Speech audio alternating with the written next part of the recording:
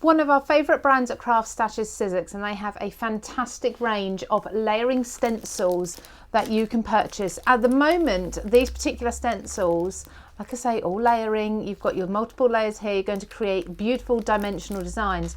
They are all on offer within the VIP area. So if you're a CraftStash VIP, you're going to get a great bundle deal on some of these. So go and check that out. And if you're not already a CraftStash VIP, you're going to be able to join for just $9.99 or $14.99 for the entire year and start getting benefits like these bundle offers. Now I'm going to show you today my top tips for using layering stencils, because these are so much fun. They create beautiful images really quickly, but these top tips will hopefully help you if you don't have the Sizzix stencil tool to guide you.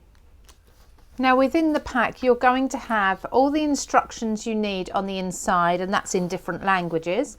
And then you're going to get 4 stencils. Now each of these stencils tally up with one of the stencils on the packaging. So it's really easy to see which order you can do these in. Now very often you can also mix and match the order, but I would suggest looking at these first and working out which order you're going to do them in. Now they do also have numbers on them, so it's really easy to see. And get your supplies prepared first before you start.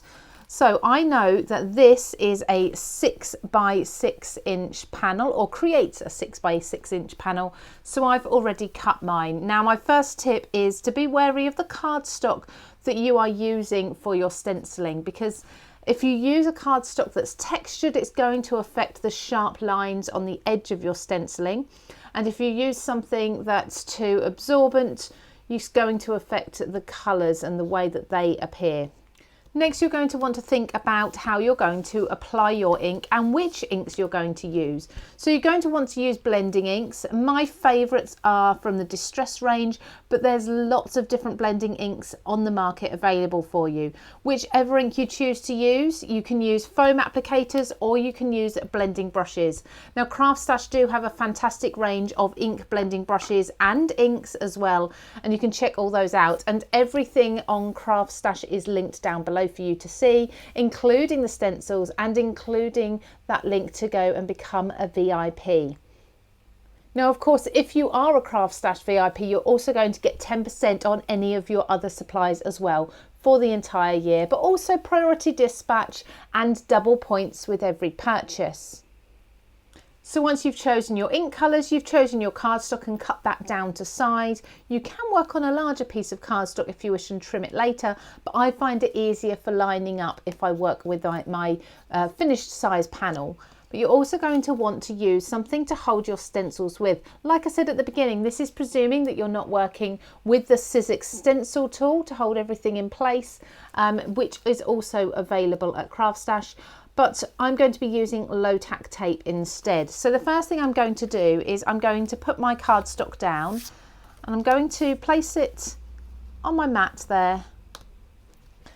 And I'm going to use the CraftStash low tack tape just to keep this in place.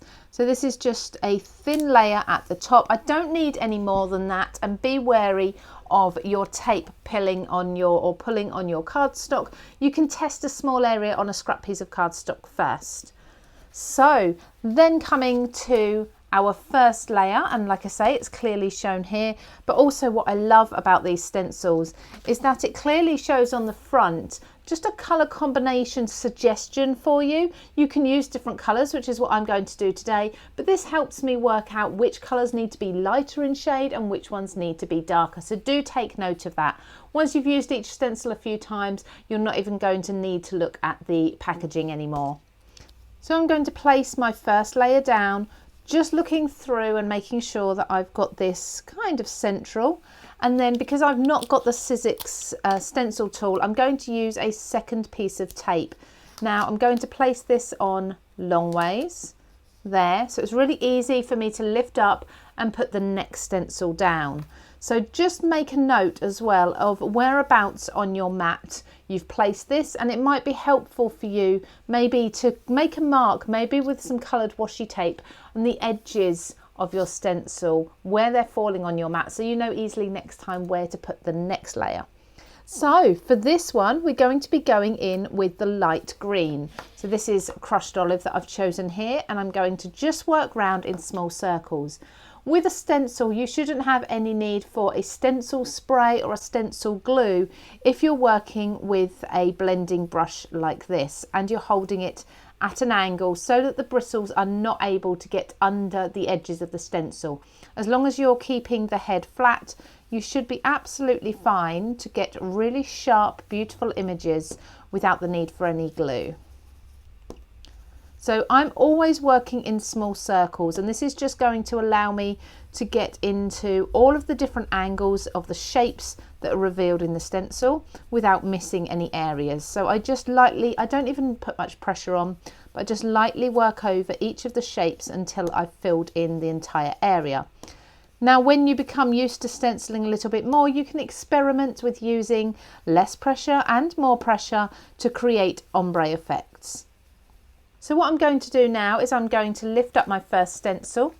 I'm going to use this as a guide to place my second one down, but then also looking through, because I should be able to see my first stenciling through the second one there. And then I'm going to just remove this stencil, use the tape that I've got onto it, or you could use a fresh piece of tape if you prefer. Put this aside, don't let that dry. If you've used an ink that does tend to dry quickly, make sure you pop it into maybe a bucket of water or a pan of water just to the side of you until you can go and wash that off. But otherwise you can give it a wipe with a wet wipe. So now I'm going on to my next layer, which is a darker green. Just make sure, looking through the edges, that everything, like I say, is lined up with the last layer. And now we're going to go over the top. Now on this particular layer, we are going over the top mostly onto some green that we've just put down. So we're adding in shadows to our leaves. So don't be worried about going over the top of your first colour, but do bear it in mind if maybe you've got two strong colours that aren't that close together. For example, if you were doing this with a red and green, you would likely end up with a brown or a muddy colour between the two. So make sure you're keeping within the same colour range here. My next layer is all of my flowers, so I'm going to do the same again. I'm just going to place that there. And you can see straight away that you've got the edges of the leaves just peeking out through some of the flowers, so it's really easy to see where that is going into the right place. Again, I'm going to reuse my tape again. Just pop that down once I'm happy. And this time I'm going to come in with a lighter blue. Again, I'm following the instructions on the packaging here and looking at the inspiration on the front. So there was a pale pink used here for the main shape of the flower. So I'm going to use a lighter blue for mine. This is a little bit easier, this section, because these are larger pieces. But this does also give you the opportunity, as I mentioned earlier, to maybe do some ombre effects. Maybe have some a little bit lighter and some a bit darker. So for example here, I'm going to put a little bit more ink and a little bit less in some of the flowers around it.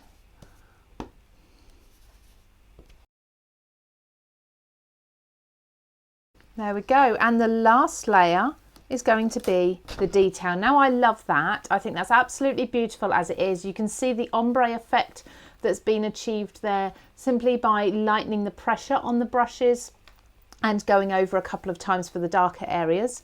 But this is just going to add just that little bit more detail into each of the flowers. So again, placing that over, being wary of what's underneath and making sure that the stencil is perfectly lined up. But these Sizzix stencils really do line up absolutely beautifully with minimal effort. So now I'm coming to a darker blue, and again, if I want to, I can kind of ombre this.